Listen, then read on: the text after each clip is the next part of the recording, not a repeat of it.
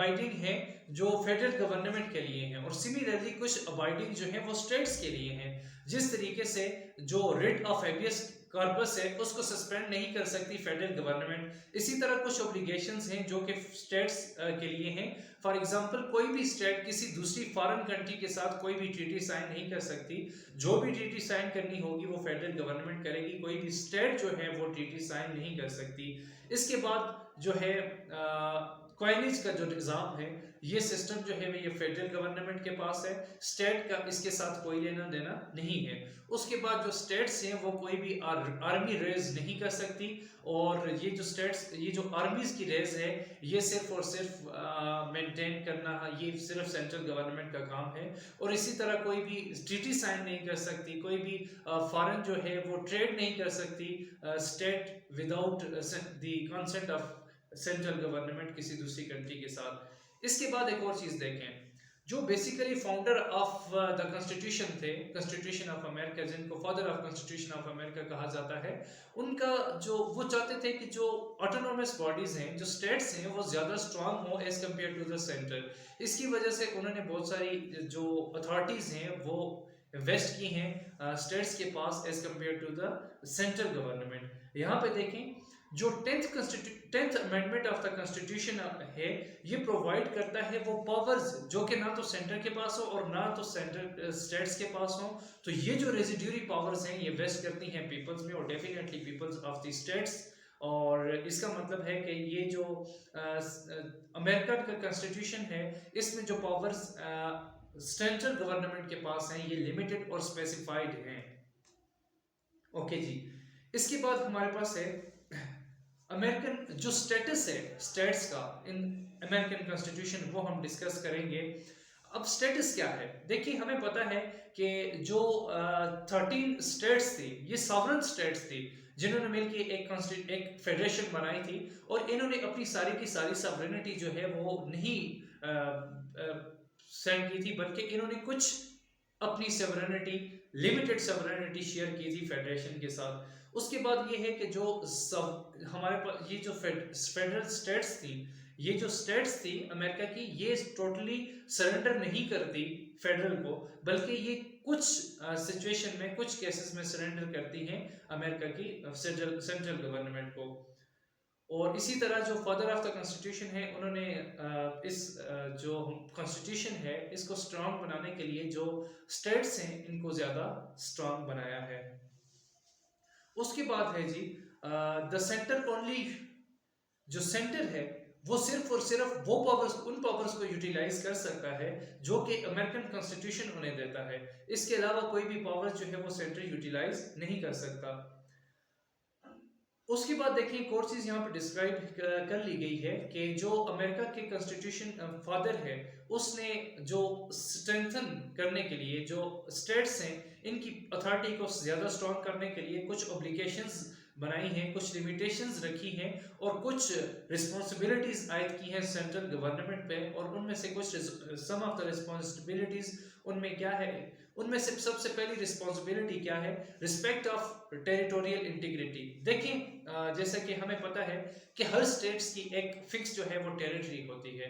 अब यहाँ पे देखें कि जो जब एक फेडरेशन बनी थी तो इसका ये मतलब नहीं था जो 13 स्टेट्स थी वो मर्ज हुई और उन्होंने मर्ज होकर एक स्टेट बना दी, बल्कि ऐसा नहीं था। बल्कि उनकी जो अपनी इंटेग्रिटी थी, वो जो खुद मुख्तारी थी, उसको मेंटेन रखते हुए जस्ट कुछ जो सॉवरेनिटी है वो शेयर की थी फेडरल के साथ। अब यहाँ पे जो सेंट्रल गवर्नमेंट है वो किसी भी स्टेट को किसी दूसरी स्टेट में कंजर्व नहीं कर सकती, या फिर जो सेंट्रल गवर्नमेंट है उसके पास ये अथॉरिटी नहीं है कि वो कुछ स्टेट्स में से कुछ एरियाज को यूटिलाइज करके एक न्यू स्टेट कर सकें।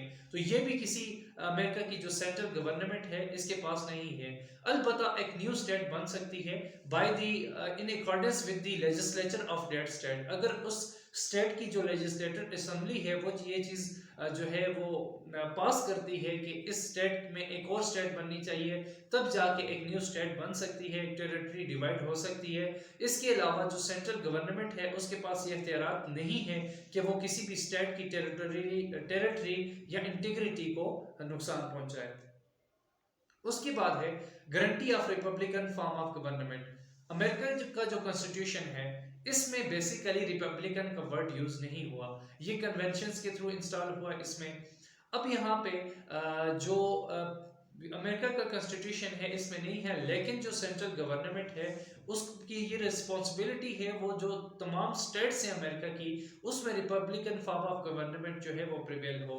इसके अलावा जो सुप्रीम कोर्ट है, अब यहाँ पे देखें पहले कहा था कि ये जो रिपब्लिकन वर्ड है ये यूज नहीं हुआ अमेरिका के कॉन्स्टिट्यूशन में, जो बेसिक कॉन्स्टिट्यूशन था उसमें, और न ही इसको इंटरप्रेट किया सुप्रीम कोर्ट ऑफ अमेरिका ने, क्योंकि सुप्रीम कोर्ट ऑफ अमेरिका ने ये कहकर रिफ्यूज किया था कि जो अमेरिकन सुप्रीम कोर्ट है वो जस्ट इंटरप्रेट करेगी जो कॉन्स्टिट्यूशनल मैटर्स होंगे और जो जुडिशरी मैटर्स होंगे, जो पॉलिटिकल मैटर्स होंगे उनकी इंटरप्रिटेशन जो है वो सुप्रीम कोर्ट ऑफ अमेरिका नहीं करेगी। इसी तरह जो अमेरिका का प्रेसिडेंट है उसके पास इंटरप्रिटेशन की अथॉरिटीज मौजूद हैं। उसके बाद एक और चीज है protection against invasion and civil commotion. दो किस्म की चीजें हो सकती हैं एक स्टेट के साथ। ऐसा भी हो सकता है कि किसी स्टेट के ऊपर फॉरेन जो है वो अटैक कर दें, ऐसा भी हो सकता है कि उस स्टेट के अंदर जो है वो कुछ बगावत फूट पड़े तो वहाँ पे जो है जो कि नुकसान पहुँचा सके उस स्टेट की इंटीग्रिटी को। यहाँ पे चीज़ें क्लियर हैं।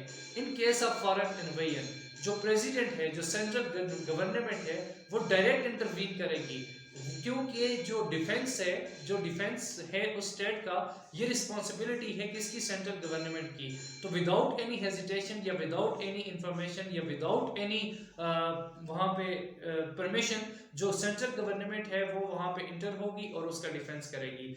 लेकिन अगर इसमें एक और चीज है, लेकिन अगर वहां पे जो सिविल कमोशन होती है या सिविल डिसओबीडियंस होती है या इंसर्जेंसीज होती हैं, तो इस केस के अंदर जो सेंट्रल गवर्नमेंट है उसको ये अख्तियारात हासिल नहीं है कि वो डायरेक्टली इन्वॉल्वमेंट करे, बल्कि सेंट्रल गवर्नमेंट उस टाइम इन्वॉल्वमेंट करेगी जबकि स्टेट्स अथॉरिटीज जो हैं उन्हें रिक्वेस्ट करेंगी इन्वॉल्वमेंट की, तब यहाँ पे इन्वॉल्वमेंट कर सकेगी सेंट्रल गवर्नमेंट। लेकिन इसमें एक और चीज भी है कि अगर सेंट्रल गवर्नमेंट देखेगी कि उस स्टेट्स के अंदर जो है वो जो नेशनल जो प्रॉपर्टीज हैं उसको इन डेंजर्स में, वो खतरे में है, या फिर वो देखेगी कि जो स्टेट्स हैं वो फॉलो नहीं कर रही सेंट्रल गवर्नमेंट के जो रूल्स हैं कॉन्स्टिट्यूशन ने जो उनको प्रोवाइड किए हैं, तो इस केस के अंदर जो है वो central government without the permission और consent of state authorities intervene कर सकती हैं इसके अंदर, स्टेट्स के अंदर।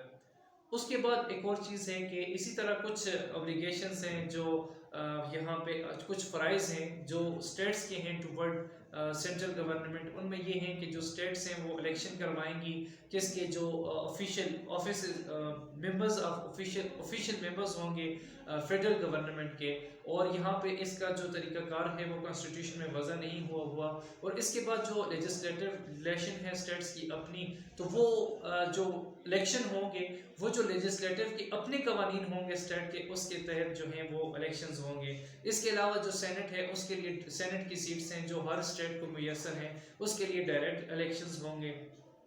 और उसके बाद एक और चीज़ जो है वो जो स्टेट है वो उसकी अमेंडमेंट प्रपोज कर सकती है, अमेंडमेंट को इनिशिएट कर सकती है, और मतलब कि कोई भी अमेंडमेंट जो अमेरिका के कॉन्स्टिट्यूशन के अंदर है, दो कि ये रिजिड प्रोसेस है, लेकिन स्टेट के पास ये जो कॉन्स्टिट्यूशन है वो ये स्टेट को ये अख्तियार देता है कि जो अमेंडमेंट है वो इनिशिएट कर सकती है कोई भी अमेरिका की स्टेट। लेकिन जो है जो रेटिफाइंग का प्रोसेस होगा उस प्रोसेस के दौरान जो स्टेट है, जिस स्टेट ने वो अमेंडमेंट प्रपोज की है, उसका होना ज़रूरी है।